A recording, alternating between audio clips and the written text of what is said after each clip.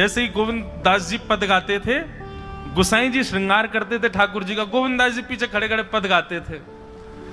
तो जैसे ही गोसाई जी श्रृंगार करते करते थोड़ा श्रृंगार लेने के लिए नेक दूर जाते, ठाकुर जी ऐसे खड़े खड़े नीचे से एक मोती उठाते, मोती उठा के ये मारते टक के गोविंद दास के सिर पे। और जैसे ही गोविंद दास के सिर पे लगती, गोविंद दास कहते माने ना दारी की तो बताऊं, रुक जा। जैसे ही वो मोती लेकर के वापस गोविंद दास मारते, तब तक गोसाई जी वापस आ जाते। और गोसाई जी के आते ही वो मोती ठाकुर जी की जगह गोसाई जी में जाके लग जाता। गोसाई जी कहते हे गोविंदा, तू ठाकुर जी को मोती मार रहा है। गोविंद दास बोले मेरो माथो देखियो, ये गुम्माटो फूल को ये आपके लाला ने मारो मोए। आपको लाला ऊधम मचावे वो ना दिखाई दे आपको, और मैं नेक कछु कह दूं सो मुंह पे चिल्ला रहे हो, मुंह पे बरस रहे हो, या समझा लो बहुत ऊधम मचावे ये। ऐसी लीला करते। गोसाई जी के नेत्रों में आंसू आ जाते, बोले गोविंदा तू कितनो भाग्यशाली, तेरे संग ठाकुर जी लीला करें। गोविंद दास के साथ ऐसी ऐसी लीला करते महाराज। तो दोपहर के समय जैसे मंदिर बंद होते, ठाकुर जी महाराज फेंटा कस के आ जाते, ए गोविंदा चल खेलवे चल रहे हैं। ठाकुर जी गोविंद दास के संग खेलने जाते। एक दिन ठाकुर जी बोले गोविंदा तू घोड़ा बन जा, मैं तेरे ऊपर बैठ के डोलूंगो। गोविंद दास जी घोड़ा बन गए। घोड़ा बन के ठाकुर जी ऊपर बैठ गए, और गोविंद दास की दो पौनी बना दी ऐसी, और दो पौनी इनको ही ऐसे पकड़ पकड़ के ठाकुर जी चला रहे हैं। और ठाकुर जी तो खेले भैया, कछु भी कर सकें। गोविंद दास के ऊपर बैठ गए और उसको चलाने लगे।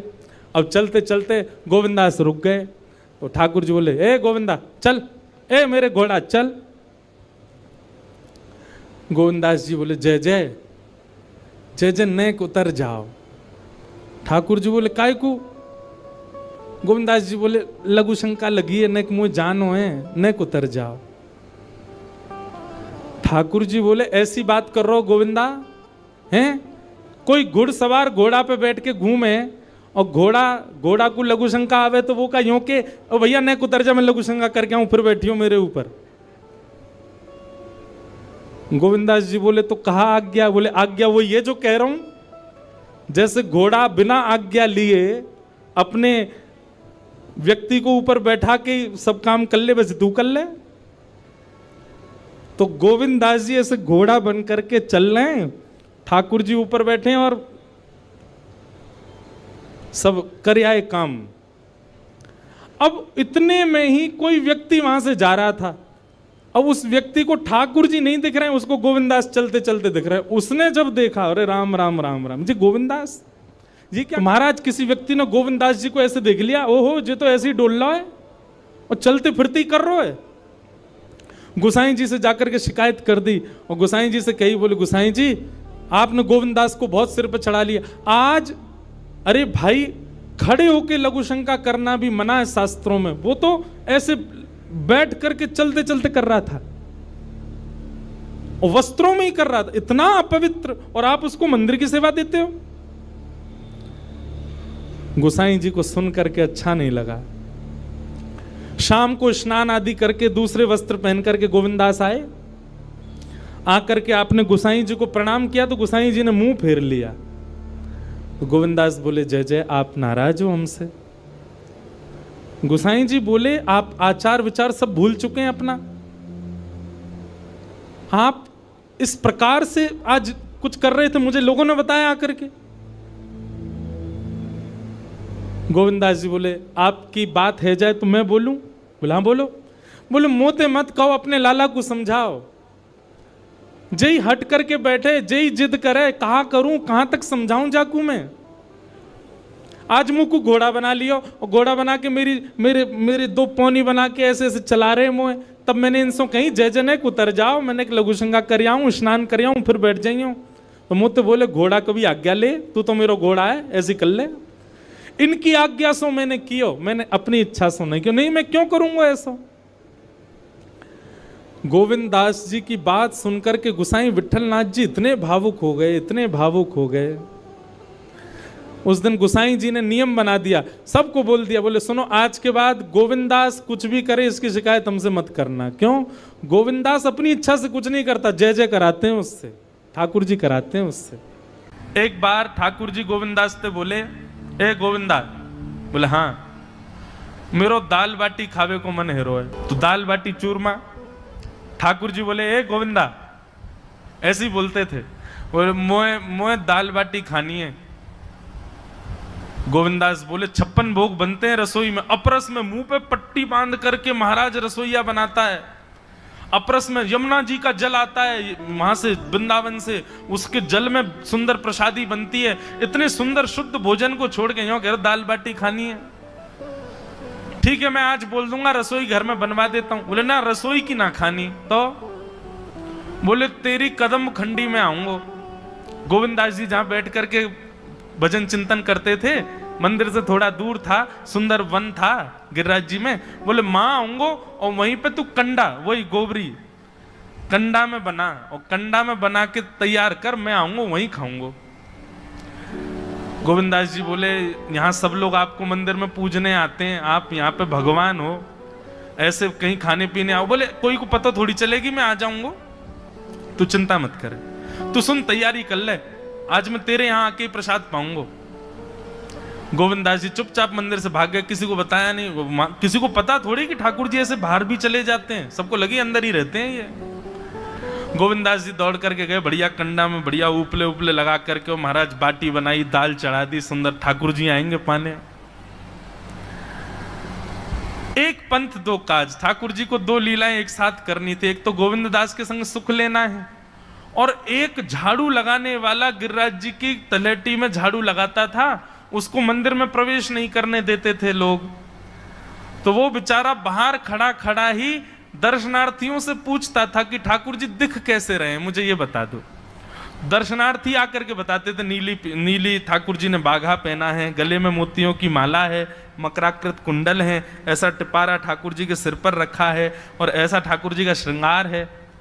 तो वो बाहर खड़ा खड़ा नेत्रबंद करके सुन सुन करके ही अपने चित्त में एक झांकी बना लेता था, और मन में सोचता था ऐसे दिख रहे होंगे ठाकुर जी। पर रोज प्रार्थना करता था, नाथ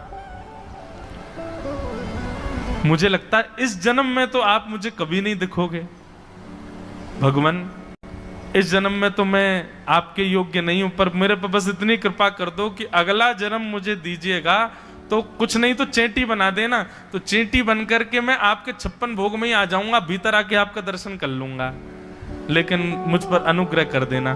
ठाकुर जी उसके इस भाव से इतने रीझ गए। गोविंद दास को बोला था कि दाल बाटी खाने आएंगे, अब मंदिर बंद करके सब तो चले गए वहां से, सब लोग भोजनालय में भोजन प्रसाद पाने लगे। ठाकुर जी मंदिर से निकले अचक करके बाहर, गिरिराज पर्वत के ऊपर विराजते थे। जैसे ही बाहर निकल करके आए तो गिरिराज पर्वत के नीचे ही वही झाड़ू लगाने वाला, वो नेत्रों से आंसू बह रहे थे, ठाकुर जी का चिंतन कर रहा था। आज ठाकुर जी ऐसे दिख रहे हैं, सिर पर चांदी का मुकुट पहना है, ठाकुर जी ने आज गुलाब का इत्र लगाया है, ठाकुर जी के ऐसे ऐसे मकराकृत ठाकुर जी के कटाक्ष, वो सब चिंतन कर रहा था।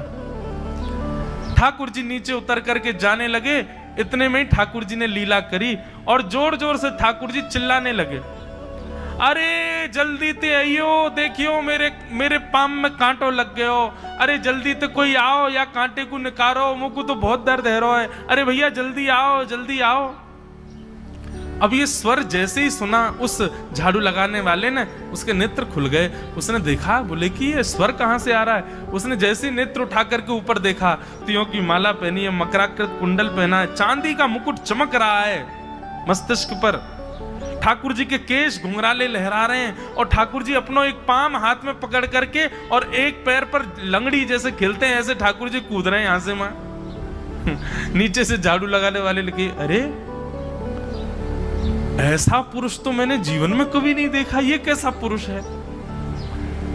नीचे से ही ठाकुर जी को देखने लगा। अब स्वरूप उसको पता था, तो उसने कही ये जरूर ठाकुर जी होंगे, वहीं से प्रणाम करें। ठाकुर जी बोले प्रणाम कर रहा, दारी के जल्दी ऊपर आ, कांटो लगो मेरे पाम में, या को निकार। बोलने लगा, बोले मैं ऊपर नहीं आ सकता, गुसाई जी मारेंगे, सब लोग डांटेंगे मुझे। अरे नहीं गुसाई जी ऐसे कुछ ना कहें, ये सब तो बाहर के लोगों ने नियम बना दिए, मैं तो सबसे मिलूं, तू आजा जल्दी ऊपर। जैसे ही ऊपर गया, ज्यों-ज्यों ठाकुर जी के समीप जाए, त्यों-त्यों उसके नेत्र सजल होते जाएं। ठाकुर जी के बिल्कुल समीप पहुंच गया, भगवान बोले देख काई को रो भैया, जल्दी कर, मेरे पाम में कांटो लगो या को निकार। जिन चरण कमलों के स्पर्श के लिए सदा लक्ष्मी लालायित रहती है, ठाकुर जी ने उसकी गोद में अनायास अपने चरण रख दिए। बोले जल्दी कांटो निकार, कांटो लग गो मेरे पाम में। अब वो ठाकुर जी के सुंदर तलवों को अपने हाथ से ऐसे देख रहा है, ढूंढ रहा है कहाँ कांटा लगा है, कहीं उसको कांटा मिल गया। अब इतने कोमल चरण ठाकुर जी के, उसके नेत्रों से आंसू भी गिरते जा रहे हैं, भाव विह्वल होता जा रहा है। मेरे सौभाग्य की सराहना, ठाकुर जी के इतने समीप।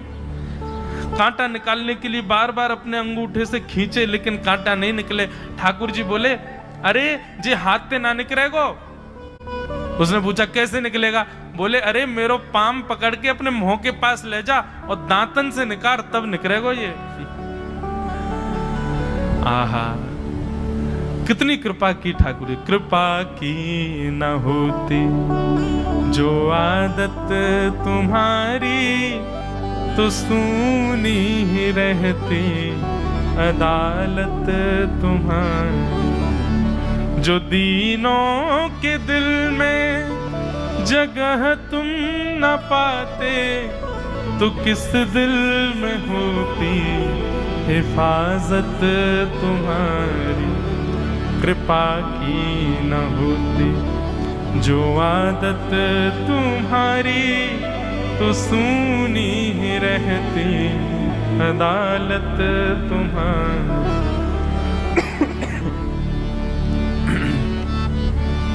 कितनी कृपा। उसने कांटा निकाला मुख से। ठाकुर जी बोले अब चल, मुंह से चलो ना जा रहा। गोविंद दास ने अपनी कदम खंडी में दाल बाटी बनाई है, मुंह ले चल वहां पे। बोला कैसे लेके चलूं?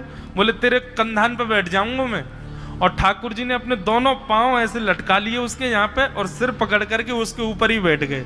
बोले चल ले चल मुंह को। वो तो महाराज बेहोशी सी हो रही है, उसको विश्वास ही नहीं हो रहा ठाकुर जी मेरे संग इतनी बड़ी लीला कर रहे हैं। गोविंद दास की कदम खंडी में पहुंचने से पहले उस बालक ने ठाकुर जी गोविंद दास जी मुंह बहुत मारेंगे, अगर उनको पता चल गई मैंने आपको छू लिया है तो मुंह बहुत डांटेंगे। आप एक काम करो, अब यहाँ से आप पैदल चले जाओ, मैं यहीं खड़ा हूं। ठाकुर जी बोले यहीं खड़ो रही हो, तेरे काजी दाल बाटी लेके आऊंगा मैं। ठाकुर जी पहुंच गए गोविंद दास के पास। आहा, जो ठाकुर जी अचल दिखते हैं सबको मंदिर में, वो सचल दिखते हैं गोविंद दास को। कितनी बड़ी कृपा। गोविंद दास के यहाँ ठाकुर जी पहुंच गए, और पहुंच करके ठाकुर जी बोले चल गोविंदा जल्दी खवा, मुझको तो बहुत जोर की भूख लगी है। गोविंद दास बोले हाँ हाँ विराजो। सुंदर व्यवस्था कर दी। ठाकुर जी बैठ गए, और बैठ करके सामने पत्तल पर महाराज बाटी रखी, दाल रखी, चूरमा रखी, चटनी रखी, सब बढ़िया सुंदर सजा दी। अब ठाकुर जी पा रहे हैं, प्रेम से पाते जा रहे हैं, और पाते पाते बीच में कहे और ला, और जल्दी ला, भूख लग रही है मुझको। गोविंदास बोले पहले इनको तो खा लो। अरे ना है तू जाने ना है मंदिर में मेरो भूख कैसे लगे? थाली में 2 रोटी और ये सब्जी, इनते मेरो पेट थोड़ी भरे। मेरे सामने तो सबरी सामग्री धर दो, मेरो जो मन होगा मैं उठा उठा के पाते जाऊंगा। अरे गोविंदा जल्दी लेके आ। अब गोविंद दास जी पीछे मुड़ करके बढ़िया सुंदर बाटी वाटी सेके। इतने में ठाकुर जी क्या करें, एक बाटी तो खा जाएं और दूसरी बाटी उठा के अपनी जेब में धरते जाएं। वो संग आयो वाक्य काजी लेके जानी है। अब तुम्हारा ठाकुर जी खाते जाएं, भरते जाएं, खाते जाएं, भरते जाएं। गोविंद दास बोलो ठाकुर जी ये तो मैं मानूं कि आपकी खुराक बहुत है, पर इतनी ज्यादा है ये मुझको विश्वास नहीं है रहा है। क्यों हैं? 56 बाटी खा गए हो अब तक आप? अरे कोई तुकना है, पेट है कि समुद्र है, कुआ है, कहा है आपको? ठाकुर जी बोले अच्छा दारी के ऐसे बोले, चलो जाऊंगा मैं। अरे नहीं जय आप तो पाओ। ठाकुर जी तो जेब में भरते जा रहे थे। अब ठाकुर जी का पेट भर गया। ठाकुर जी बोले चल भैया गोविंदा अब पेट भर गया, नेक देर हम एक पेड़ के नीचे बैठ के नेक सुस्ताए लें, फिर बाकी बाद मंदिर में जाएंगे। 4 बजे मंदिर खुल जाएगा दर्शन देने। जैसे ही ठाकुर जी खड़े भये महाराज, सोई उनकी पीतांबरी फैल गई। पीतांबरी फैली।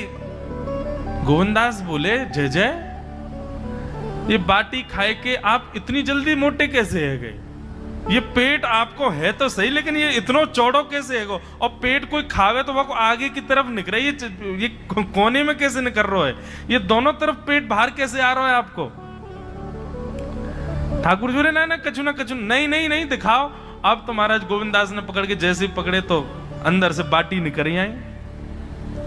जे बाटी कौन के काजे भर के ले जा रहे हो? सही सही बताइयो लाला, कौन के काजे? कोई और सखा बना लियो तुमने मेरे अलावा? गोविंददास जी बाहर गए, बाहर जाकर के देखा तो एक वृक्ष के पीछे वो झाड़ू लगाने वाला बैठा था। अच्छा, तो अब जे आपको सखा बन गए, जे आपको मित्र है गयो, या के काजे बाटी भर के ला रहे हो? ठाकुर जी कहे अच्छा अरे भैया ठीक है, अब तू सबंत कह मत दियो कि मैं यहाँ के संग आयो, यहाँ के संग खेलूं। अरे बेचारो बड़ो प्रेम करे मोते, ये भूखो बेचारो, मैंने सोची यहाँ के काजू बाटी ले चलूं। गोविंददास जी के चित्त में एक क्षण के लिए तो ये भाव आ रहा है कि ठाकुर जी कितने प्रेमी हैं, लेकिन बाहर से कैसा दिखा रहे हैं? बोले स्वयं ने इतने सारे ग्रंथ निर्माण करा दिए, 4 वेद लिखवा दिए, उन पुराणों में शुद्धि, पवित्रता, अपरसता, सबके इतने नियम बना दिए, और खुद क्या कर रहे हो? हैं? कोई के सिर पर बैठ के घूम रहे हो, कहीं जा रहे हो, कछु भी खा रहे हो? ठाकुर जी बोले अब ये सब नियम तो मानवन के लिए है ना, हम तो जय जय हैं, हम थोड़ी करेंगे इन नियमन को। बोले चुपचाप चलो और आचमन करो, शुद्धि करो, तब जाइयो मंदिर में। वहीं गोविंद कुंड के पास में गोविंददास जी ने जबरदस्ती ठाकुर जी बैठा दिए। बोले हाथ में जल लो। ठाकुर जी जल लेकर के बैठे, बोले अब करो अपवित्र पवित्रो वा सर्वावस्थांगतो पिवा। ठाकुर जी आचमन कर रहे हैं, अपनी पवित्र कर रहे हैं ऊपर से लेकर नीचे तक। इतने में ही गोविंददास बोलते बोलते बोलते बोलते पीछे के गए और ठाकुर जी की पीठ पे जाकर के एक धक्का दियो महाराज, पूरे ठाकुर जी डुबा दिए कुंड में। ठाकुर जी पूरे ऊपर से नीचे तक भीज गए। ठाकुर जी बोले दारी के तेरी शिकायत करूंगो, गुसाई जी तो कहूंगो तू ऐसे करे मेरे संग। गोविंददास बोले मैं हूं बता दूंगा तुम कौन कौन के कंधान पे चढ़ के घूमो। आप मंदिर के लिए इतना नियम बना रखो है, नहा के आओ, धो के आओ, हाथ पांव खासा करके आओ, और कुछ अपवित्र वस्तु मत छीलेना, अपरस में रहना, गीला वस्त्र तन पे होना चाहिए। आपकी सेवा के लिए इतने नियम, और खुद क्या कर रहे हो? ऐसे गोविंददास वो कह रहे हैं यद्यपि रूप गुण शील सुधरता, इन बातन न रिझई है